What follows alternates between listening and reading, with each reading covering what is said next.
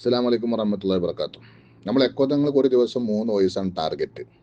അത് 7 മിനിറ്റിൽ ഒരു 3 വോയിസ്.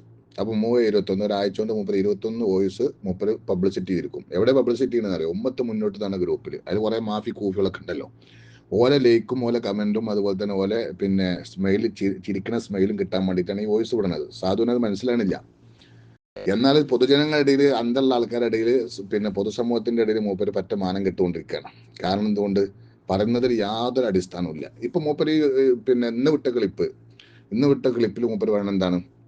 100ാം വാർഷിക സമ്മേളനം വിജയിക്കൂല, അത് നിങ്ങൾ 10 മുത്താലിമ്യങ്ങളെ കൊണ്ടുപോയിട്ട് വിജയിപ്പിക്കാൻ സാധിക്കുള്ളൂ, പക്ഷെ എന്നാലും നിങ്ങൾക്ക് മുന്നോട്ട് പോകാൻ കഴിയൂലാണ്. ഏതാ ഇയാള് സമസ്ത കേരള ജമിയത്തുൽ വലിയൊരു പ്രവർത്തനം നടന്നുകൊണ്ടിരിക്കുന്ന സ്ഥലം എന്ന് പറഞ്ഞാൽ കാസർഗോഡ് മുതൽ കന്യാകുമാരി വരെയുള്ള നമ്മുടെ കൊച്ചു കേരളത്തിലാണ്. പിന്നെ കേരളത്തിന്റെ പുറപ്പുറത്ത് പ്രവർത്തനങ്ങൾ വേറെ ഉണ്ട്. ഏതെല്ലാം സമ്മേളനങ്ങൾ, ശാഖാ തലങ്ങളിൽ, അതുപോലെ തന്നെ മേഖലാ തലങ്ങളിൽ, ജില്ലാ തലങ്ങളിൽ ഒക്കെ സമ്മേളനങ്ങൾ പലതും നടന്നില്ലേ? അതൊക്കെ 10 മൂല്യന്മാരെ കൊണ്ടുപോയിട്ടാണ് വിജയിപ്പിച്ചത്. മൂപ്പര് വിചാരിച്ചെന്താ പറയുക, ഇടവണ്ണപ്പാറയിൽ ഇവര് സംഘടിപ്പിക്കുന്നില്ല ഇടക്കിടക്ക് ഓരോ പരിപാടി.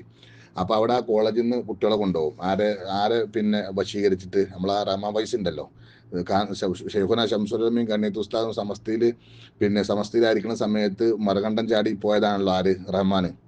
എല്ലാവർക്കും അറിയാം, ചരിത്രം പഠിക്കുന്നവർക്ക് അറിയാം. ആ റഹ്മാനാണ് ഇപ്പോഴും സമസ്തക്കെതിരെ ഇന്ന് തിരിയുന്ന ലിസ്റ്റിൽ ഉള്ള സകല ആളുകളും. ശ്രദ്ധിക്കേണ്ട വാക്കിട്ടോ, സമസ്തക്കെതിരിൽ ഇന്ന് തിരിയുന്ന നേതാക്കന്മാരാണ് എന്ന് പറയപ്പെടുന്ന സകല ആളുകളും. അതില് 2 or 3 ആൾക്കാർ ഒഴിച്ചാൽ ബാക്കി മുഴുവനും മറുകണ്ഠം ചാടിയ ആൾക്കാരാണ്. പേരെടുത്ത് ഞാൻ പറയണില്ല, പേരെടുത്ത് പറഞ്ഞ് ഞാൻ അപമാനിക്കുന്നില്ല. ബുദ്ധിയുള്ള ആൾക്കാർക്ക് ഒന്ന് ലിസ്റ്റ് ഉണ്ടാക്കിയാൽ മതി. ലിസ്റ്റ് ഉണ്ടാക്കിയിട്ട് ഓലൊക്കെ താരീഖ് ഒന്ന് പഠിച്ചു നോക്കി. ഓലൊക്കെ താരീഖ് പഠിക്കുമ്പോൾ മനസ്സിലാവും, കണ്ണിയത്തും ശംസുലമ ജനറൽ സെക്രട്ടറിയും കണ്ണിയത്ത് ഉസ്താദ് പ്രസിഡന്റ് ഉള്ള സമയത്ത് മറുകണ്ഠം ചാടിയിട്ട് മറുകണ്ഠത്തിൽ പ്രവർത്തിച്ച് ഇവർക്കെതിരെ ലേഖനങ്ങൾ എഴുതി ഇവർക്കെതിരെ ശബ്ദിച്ചതായിരിക്കുന്ന പല ആൾക്കാരുമാണ് ഇപ്പോഴും മറുഭാഗത്തുള്ളത്. അതിൽ 2 or 3 ആൾക്കാരെ ഞാൻ മാറ്റി നിർത്തുകയാണ്. ബാക്കിയുള്ള മുഴുവൻ ആൾക്കാരും മറുകണ്ഠം ചാടിയ ആൾക്കാരാണ്. എന്നിട്ട് പിന്നീട് എന്ത് ചെയ്താണ്? ഇങ്ങോട്ട് തിരിച്ചു വന്നതാണ്. ഓലൊക്കെ ഒഫാത്തിന് ശേഷം പല സാഹചര്യങ്ങളും സാമ്പത്തിക ലാഭങ്ങളും അതുപോലെ തന്നെ മറ്റുള്ള പ്രശ്നങ്ങളും കോലാഹലങ്ങളൊക്കെ ഉണ്ടായ സന്ദർഭത്തിൽ എന്ത് ചെയ്താണ്? പിടിച്ചു നിൽക്കാൻ വേണ്ടിയിട്ട് വന്ന ആൾക്കാരാണ്. അതുകൊണ്ട് തന്നെ ആ പിടിച്ചു നിൽക്കലിന് രക്ഷപ്പെടൂല എന്ന് കണ്ടപ്പോൾ തന്നെയാണ് ഇപ്പോഴും എന്താ പറയാ, മറുഭാഗത്ത് നിന്നുകൊണ്ടിരിക്കുന്നത്. അപ്പൊ അത് പോട്ടെ, ഞാൻ ആ വിഷയത്തിലേക്ക് പിന്നെ വരാം. ഇപ്പൊ ഞാൻ പറഞ്ഞുകൊണ്ടുവരുന്നത് എന്താ വെച്ചാൽ, മൂപ്പര് വോയിസുള്ളത് എന്താണ്? മൂപ്പര് വോയിസുള്ളത് സമ്മേളനം വിജയിക്കണമെങ്കിൽ ഐക്യപ്പെടണം. ആരുമായിട്ട് ഐക്യപ്പെടണം? CIC-കാരായിട്ട് ഐക്യപ്പെടണം എന്നാണോ തങ്ങളെ? CIC-യുമായിട്ട് ഐക്യപ്പെടണം എന്നാണോ എക്കോ തങ്ങളെ നിങ്ങൾ വിചാരിച്ചത്? എങ്കിൽ CIC-യുമായിട്ട് ഐക്യപ്പെട്ടു പോകാൻ നമ്മൾ തയ്യാറാണ്. CIC-യുമായിട്ട് ഐക്യപ്പെട്ടു പോകാൻ നമ്മൾ തയ്യാറാണ് എന്നുള്ളത് 9 നിയമാവലികൾ സമസ്തകളുടെ ജമിയത്തുലമയുടെ മുശാവറ എഴുതി കൊടുത്തില്ലേനോ? ആർക്ക് എഴുതി കൊടുത്തത്? കേരളത്തിന്റെ ചരിത്രത്തിൽ ഞങ്ങളൊക്കെ ആദരവിലും ബഹുമാനത്തോടും കൂടി കാണുന്ന ഇന്ത്യൻ യൂണിയൻ മുസ്ലിം ലീഗ് എന്ന മഹാപ്രസ്ഥാനത്തിന്റെ വലിയ നേതാവ്, ആ നേതാവിന് കവിച്ചേക്കാൻ പറ്റുന്ന മറ്റൊരു നേതാവില്ല. ആരാണ്? പാരമ്പര്യത്തിലും അതുപോലെ തന്നെ മസ്ലഹത്ത് ചർച്ചകളിലും അതുപോലെ തന്നെ ഏത് വിഷയത്തിനും ഇടപെട്ട് കഴിഞ്ഞാൽ ഒരു പ്രശ്നപരിഹാരത്തിന് വേണ്ടി മുമ്പന്തിയിൽ നിന്ന് പാണക്കാട് കൊടപ്പനക്കൽ തറവാട്ടിലെ മക്കളെ മുൻനിർത്തിയിട്ട് ആ പ്രശ്നപരിഹാരം ഉണ്ടാക്കിയതിനു ശേഷം ഫാത്തിയ വിളിച്ച് ദുആ ചെയ്ത് പരസ്പരം കെട്ടിപ്പിടിച്ചു പോകുന്ന 100 കണക്കിന് അനുഭവത്തിന്റെ ദൃസാക്ഷിയായിട്ടുള്ള കരുത്തുള്ള കുഞ്ഞാലിക്കുട്ടി സാഹിബിനെയാണ് ഈ പ്രശ്നം പരിഹരിക്കാൻ വേണ്ടി നമ്മൾ ഏൽപ്പിച്ചത്, അല്ലെ? കുഞ്ഞാലിക്കുട്ടി സാഹിബിനെ ഏൽപ്പിച്ചു. അതുപോലെ തന്നെ സാദിഖ് അലി ശിഹാബ് തങ്ങൾ ആ യോഗത്തിൽ ഉണ്ടായിരുന്നു, ആബിദ് ഹുസൈൻ തങ്ങൾ ഉണ്ടായിരുന്നു. ഇനി ഇതിലപ്പുറം ആരാ വേണ്ടത്? സമസ്ത കേരള ജമിയത്തുലമയുടെ നേതാക്കന്മാരായിട്ട് MT ഉസ്താദ് ഉണ്ടായിരുന്നു, ഷെയ്ഖുന ജിഫ്രി തങ്ങൾ ഉണ്ടായിരുന്നു, അതുപോലെ തന്നെ ഷെയ്ഖുന ആലിക്കുട്ടി ഉസ്താദ് ഉണ്ടായിരുന്നു. ഈ ആളുകൾ എടുത്ത തീരുമാനം 9 തീരുമാനം പരിഹരിക്കാൻ വേണ്ടി ഞങ്ങൾ ആ ഉത്തരവാദിത്വം ഏറ്റെടുത്തു എന്നും മസ്ലഹത്ത് നമ്മൾ ഉണ്ടാക്കുമെന്ന് പറഞ്ഞിട്ട് പോയതല്ലേ കൊണ്ടോട്ടിന്ന്. എന്നിട്ട് എന്തുണ്ടായത്? അതിനുള്ള മറുപടി ഞങ്ങൾക്ക് ഇതുവരെ കിട്ടിയില്ല. പൊതുസമൂഹത്തോട് പറയണ്ടേ? ഈ നേതാക്കന്മാർ, ഈ കുഞ്ഞാലിക്കുട്ടി സാഹിബും അതുപോലെ തന്നെ ആബിദ് ഹുസൈൻ തങ്ങളും അതുപോലെ തന്നെ സാദിഖ് അലി തങ്ങളും പറയണ്ടേ, ഞങ്ങൾ CIC-യുമായി ബന്ധപ്പെട്ടു. സമസ്ത കേരള ജമിയത്തുലമയുടെ 9 തീരുമാനങ്ങൾ, ആ തീരുമാനങ്ങൾ എന്ന് പറഞ്ഞാൽ ഒരു കടുംപിടുത്തുള്ള തീരുമാനമല്ല. അതിന്റെ ആകെ മൊത്തം 9 തീരുമാനങ്ങൾ ഉണ്ടെങ്കിലും അതിന്റെ ആകെ മൊത്തം തീരുമാനം എന്താണ്? അവിടെ പഠിപ്പിച്ചുകൊണ്ടിരിക്കുന്ന സിലബസുമായിട്ട് സമസ്ത കേരള ജമിയത്തുലമ നമുക്ക് ബന്ധം ഉണ്ടാവണം. കാരണം എന്തുകൊണ്ട്? അവിടെ അഹ്ലുസ് സുന്നത്ത് വൽ ജമാഅത്തല്ലേ പഠിപ്പിക്കുന്നത് നമുക്ക് അറിയണം. അതുപോലെ തന്നെ സ്ഥാപനത്തിനുമായി ബന്ധപ്പെട്ട് സ്ഥാപനത്തിന്റെ സാമ്പത്തിക അതുപോലെ തന്നെ ഏത് നിലക്കുള്ളതായിരിക്കുന്ന ഇടപാടുകളാണെങ്കിലും അത് സമസ്ത കേരള ജമിയത്തുലമയ്ക്കായിട്ട് ബന്ധം ഉണ്ടാണ്. കാരണം എന്തുകൊണ്ട്? അതിലൊരു ബിനാമി ഏർപ്പാടോ അതല്ലെങ്കിൽ അതിന്റെ ആധാരം പണയപ്പെടുത്തലുകളോ അതല്ലെങ്കിൽ മറ്റുള്ളതായിരിക്കുന്ന തോന്നിവാസനകൾ അവിടെ ഉണ്ടാകാൻ പാടില്ല. അപ്പൊ അതുകൊണ്ട് സമസ്തകളുടെ ജമിയത്തുലമ എന്ന് പറഞ്ഞാൽ മുഷാവറ വ്യക്തികൾക്ക് തീരെഴുതി കൊടുക്കണം എന്നല്ലല്ലോ പറഞ്ഞത്. മുഷാവറയുമായിട്ട് പിന്നെ CIC-യുമായിട്ട് നടക്കുന്ന മതബൗദ്ധിക വിദ്യാഭ്യാസത്തിന്റെ സകലമാന റൂൾസിലും സമസ്തക്കൊരു പങ്കുണ്ടാവണം എന്ന് പറഞ്ഞാൽ അതിന്റെ വീതം സമസ്തക്ക് തരണം എന്നാണോ? അല്ല. മറിച്ച് പറഞ്ഞെന്താണ്, അവിടെ യഥാർത്ഥമായ അഹ്ലു സുന്നത്തി വൽ ജമാഅത്തല്ലേ പഠിപ്പിക്കുന്നത്. നമ്മളെ കുട്ടികളെ യഥാർത്ഥമായ സുന്നത്ത് ജമാഅത്തല്ലേ, യഥാർത്ഥമായ ദീൻ തന്നെയല്ലേ പഠിപ്പിക്കുന്നത്. അതല്ലാതെ അവിടെ ബിദഈ കക്ഷികളും മറ്റും കയറിയിട്ട് അതിനെ എന്താ പറയാ, അലങ്കോലപ്പെടുത്തുന്ന പ്രവർത്തനങ്ങൾ ഉണ്ടാവാതിരിക്കാൻ വേണ്ടിയിട്ടുള്ള ഒരു നിയമം. ആ നിയമം അനുസരിപ്പിക്കാം, നമ്മളത് അനുസരിപ്പിക്കും അവരെ കൊണ്ട്. അനുസരിപ്പിച്ചിട്ടില്ലെങ്കിൽ സാധിക്കരുത്, തങ്ങൾ പ്രസിഡന്റ് സ്ഥാനത്ത് നിന്ന് രാജിവെക്കും എന്ന് വളരെ കൃത്യമായിട്ട് പറഞ്ഞത് ആരാ? കുഞ്ഞാലിക്കുട്ടി സാഹിബല്ലേ. എല്ലാം നിഷേധിക്കാൻ കഴിയോ? നിഷേധിക്കാൻ കഴിയൂല. എന്നിട്ട് ആ കുഞ്ഞാലിക്കുട്ടി സാഹിബും ആബിദ് ഹുസൈൻ തങ്ങളും അതുപോലെ തന്നെ സാദിഖ് അലി തങ്ങളും ഈ പറഞ്ഞ CIC-യുടെ ഹക്കീം ഫൈസിയുടെ നേതൃത്വത്തോട് പോയി പറഞ്ഞപ്പോൾ അവർ എന്ത് പ്രതികരിച്ചു? ആ പ്രതികരണം കേൾക്കാൻ ഞങ്ങൾക്ക് താല്പര്യമുണ്ട്. ഇതുവരെ പൊതുസമൂഹത്തോട് നിങ്ങൾ തുറന്ന് പറഞ്ഞിട്ടില്ല. എന്നിട്ട് പത്രക്കാരോട് പറഞ്ഞു 15 ദിവസം കൊണ്ട് നമ്മൾ ആ പ്രശ്നം പരിഹരിക്കും എന്ന് പറഞ്ഞു. ആ 15 ദിവസം ജനങ്ങൾ കാത്തിരുന്നു. പ്രശ്ന പരിഹാരം ഉണ്ടായില്ല. അതും ആരാ പറയണത്? കൊടപ്പനക്കൽ തറവാട്ടിലെ കാരണവരായ സാദിഖ് അലി ശിഹാബ് തങ്ങളാണ് പറഞ്ഞത് 15 ദിവസം കൊണ്ട് പ്രശ്നം പരിഹരിക്കുന്നു അല്ലേ? ആ പ്രശ്നം പരിഹരിക്കാൻ വേണ്ടി ദിവസങ്ങളോളം കാത്തുനിന്ന് പ്രശ്നത്തിന് പരിഹാരം ഉണ്ടായില്ല. എന്തുകൊണ്ടാണ് അത് പരിഹരിക്കാതെ പോയതെന്നുള്ളത് ഞങ്ങൾക്ക് അറിയാൻ താല്പര്യമുണ്ട്. പക്ഷേ പൊതുസമൂഹത്തോട് ഇതുവരെ പറഞ്ഞിട്ടില്ല, മൗനം പാലിച്ചിക്കാണ്. ഇതിനാരാ കുറ്റക്കാര്? സമസ്തകളുടെ ജമിയത്തുലമയും അതിന്റെ നേതാക്കന്മാരും അതുപോലെ തന്നെ അതിന്റെ അണികളാണ് കുറ്റക്കാര്. എന്നിട്ട് ഇങ്ങനെ പറയാം ഐക്യപ്പെടണം, പ്രശ്നം പരിഹരിച്ചിട്ടില്ലെങ്കിൽ പ്രശ്നം പരിഹരിച്ചിട്ട്. ഞാൻ നേരത്തെ പറഞ്ഞിട്ടുണ്ടല്ലോ, പ്രശ്നം ആരാണ് പരിഹരിക്കേണ്ടത്? പ്രശ്നം പരിഹരിക്കേണ്ട പിന്നെ ആളുകളിലേക്ക് ഈ കാര്യങ്ങൾ കൃത്യമായിട്ട് എത്തിച്ചു കൊടുത്തിട്ട് ഓലന്നല്ലേ ഒരു മസ്ലഹത്ത് കമ്മിറ്റി ഉണ്ടാക്കിയിട്ട് ഓലെ കൊണ്ട് ആ പ്രശ്നം പരിഹരിക്കാൻ കഴിയുന്നില്ല എന്നുണ്ടെങ്കിൽ ആരാണ് ഇവിടെ പ്രശ്നക്കാര്? അപ്പോൾ ഏറ്റെടുത്ത കാര്യം അത് മറുകക്ഷികളോട് പറഞ്ഞിട്ട് അത് പരിഹരിക്കാൻ പറ്റാത്തതിന്റെ പേരിൽ ആണ് ഇന്നും ഇവിടെ പ്രശ്നങ്ങൾ നടന്നുകൊണ്ടിരിക്കുന്നത്. അത് അവർ പരിഹരിക്കുന്നില്ല എന്നുണ്ടെങ്കിൽ പിന്നെ അതിന്റെ തീരുമാനങ്ങൾ കാണേണ്ടത് ആരാണ്? തീരുമാനങ്ങൾ കാണേണ്ടത് അതിന്റെ മുൻപന്തിയിൽ നിന്നിട്ട് ഇത് പരിഹരിക്കുമെന്ന് പറഞ്ഞ ആൾക്കാരാണ് തീരുമാനം കാണേണ്ടത്. പക്ഷെ ഓല കൂടെ കൂടിയിട്ട് എന്ത് ചെയ്യാണ്? ഓല കൂടെ കൂടിയിട്ട് പിന്നെ സമസ്തയും അതുപോലെ തന്നെ അതിന്റെ ആലിന്യങ്ങളെയും പിന്നെ ആക്ഷേപിക്കുകയും അവരെ പ്രലോഭിപ്പിക്കുന്ന പ്രവർത്തനങ്ങളായിട്ട് മുന്നോട്ട് പോയാൽ പിന്നെ ഇതിലെന്ത് കഥ? ഇന്നിപ്പോ ഏറ്റവും അവസാനം 10 ദിവസം മുമ്പതാ പിന്നെ വീണ്ടും പിന്നെ ജിഫരി തങ്ങളും അതുപോലെ തന്നെ സാദിഖ് അലി തങ്ങളും അതുപോലെ തന്നെ കുഞ്ഞാലിക്കുട്ടി സാഹിബും ഒരുമിച്ച് കൂടി പുതിയ സമിതിയെ രൂപീകരിക്കുന്നു. എനിക്ക് മനസ്സിലാണില്ല ഇത് എന്താണ് സംഭവം എന്ന്. ഈ പുതിയ സമിതി എന്ന് പറഞ്ഞാൽ ആരാണ്? ഇവിടെ ഒരു നിയമം പറഞ്ഞിട്ട് ആ നിയമം അനുസരിക്കേണ്ട, കഴിഞ്ഞ കാലങ്ങളിൽ അനുസരിച്ച് പരിചയമുള്ള ഒരു തറവാടാണ് പാണക്കാട്ടെ തറവാട്. ആ പാണക്കാട്ടെ തറവാടിലെ കാരണവരാണ് സാദിഖ് അലി തങ്ങൾ. അതുപോലെ തന്നെ ഇന്ത്യൻ യൂണിയൻ മുസ്ലിം ലീഗിന്റെ പ്രഗത്ഭനായ ഒരു നേതാവാണ്, പ്രശസ്തനായ ഒരു നേതാവാണ്, ജനങ്ങൾ മുഴുവൻ അംഗീകരിക്കുന്ന നേതാവാണ്. കഴിഞ്ഞ കാലങ്ങളിലൊക്കെ നമുക്കൊക്കെ ഓർമ്മ വെച്ചത് മുതൽ 89-ന് ശേഷമൊക്കെയുള്ള എല്ലാ കാര്യങ്ങളിലും കൃത്യമായി ഇടപെട്ടിട്ട് എല്ലാ കാര്യങ്ങളും ഫത്തഹാക്കി പരിചയമുള്ള ഒരു നേതാവാണ് കുഞ്ഞാലിക്കുട്ടി സാഹിബ്. ഈ കുഞ്ഞാലിക്കുട്ടി സാഹിബിനും പരിഹരിക്കാത്ത ഒരു പ്രശ്നം ഇനി മൂന്നാമത്തെ ഒരു ടീമിനെ പുതിയ ടീം എന്ന് പറഞ്ഞ ആരാ എനിക്ക് മനസ്സിലാണില്ല.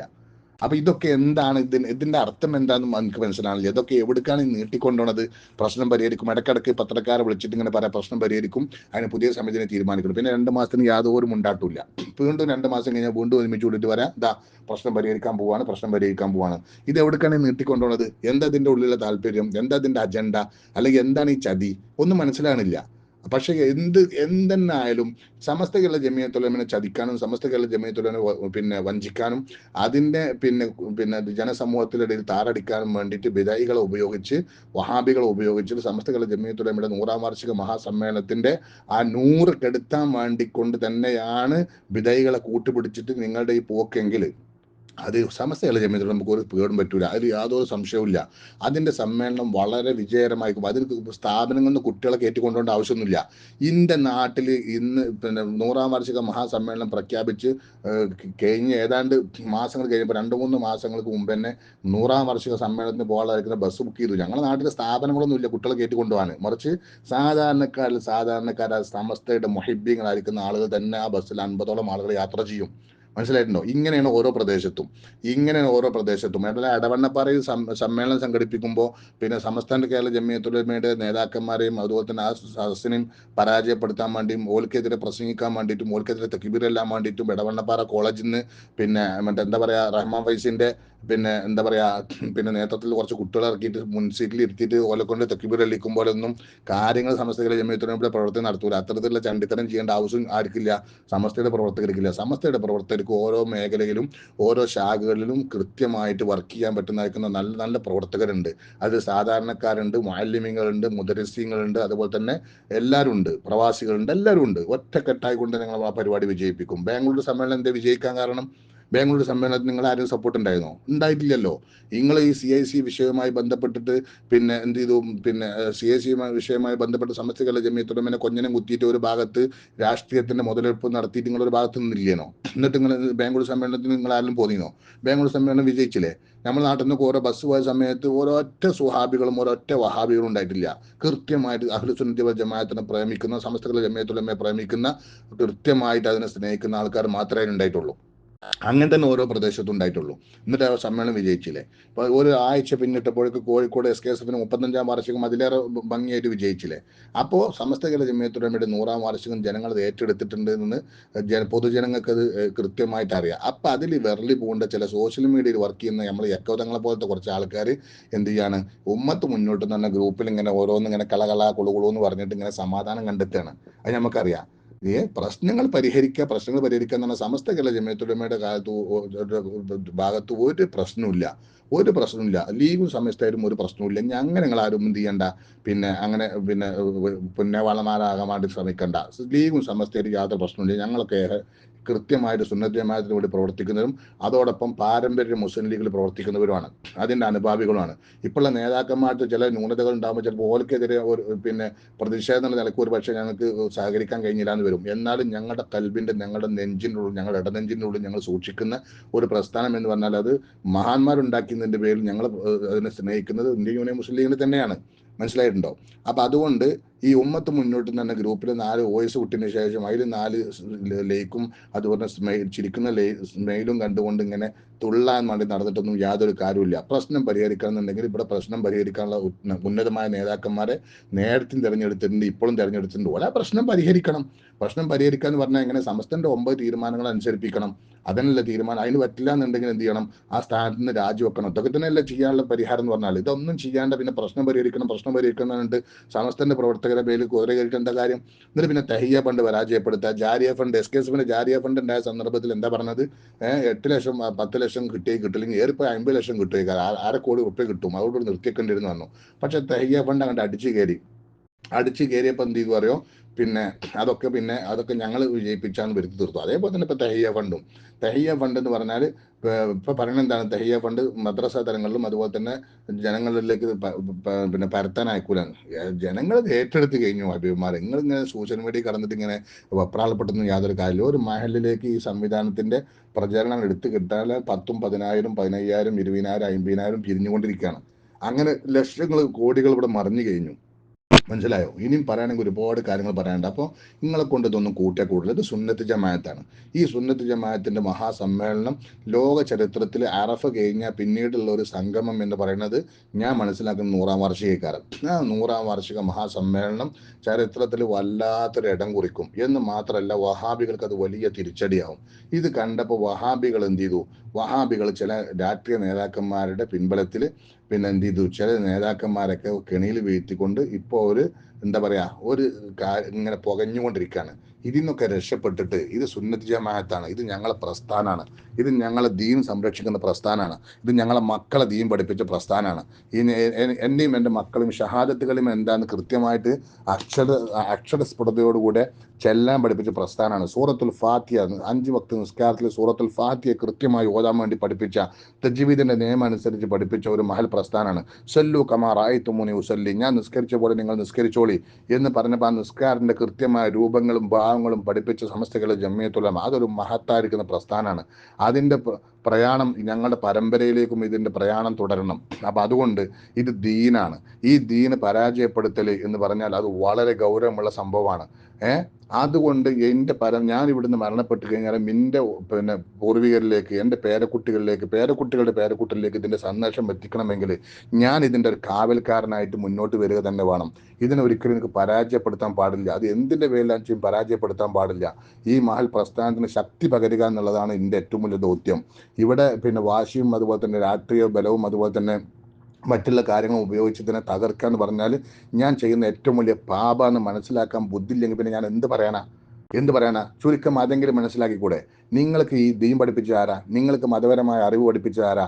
നിങ്ങൾക്ക് നിസ്കരിക്കാനും നോമ്പനുഷ്ഠിക്കാനും മറ്റുള്ള ഇസ്ലാമിക കർമ്മങ്ങളും പഠിപ്പിക്കാൻ മുന്നോട്ട് വന്ന ഒരു മഹൽ പ്രസ്ഥാനമല്ലേ?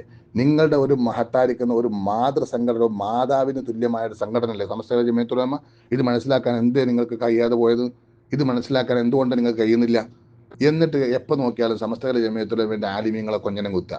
ഓല് അഹ്ലു സുന്നത്തി വൽ ജമാഅത്ത് പറഞ്ഞ ഓലെ കൊഞ്ഞനം കുത്തുക. ഓല് യഥാർത്ഥമായ ആശയം പറഞ്ഞ ഓലെ കൊഞ്ഞനം കുത്തുക. ഓല് യഥാർത്ഥമായ ഒരു ആശയം പറഞ്ഞിട്ടുണ്ടെങ്കിൽ ഓലെ കുറ്റപ്പെടുത്തിയിട്ട് ഒറ്റപ്പെടുത്തുക. എന്നിട്ട് ഓല എന്ത് ചെയ്യുക?